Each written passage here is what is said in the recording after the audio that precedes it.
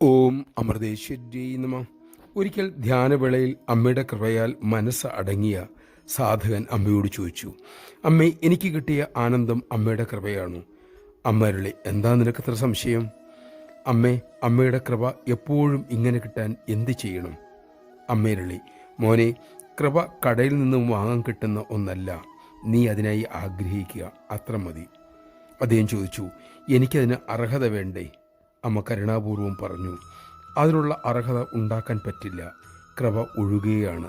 അതിനായി സാധന നീ നന്നായി തുടരുക. അത് എപ്പോൾ അമ്മയുടെ ഹൃദയത്തെ സ്പർശിക്കുന്നുവോ അപ്പോൾ കൃപ നിന്നിലേക്ക് ഒഴുകാൻ തുടങ്ങും. അത്രയേ ഉള്ളൂ. നമഃശിവായ.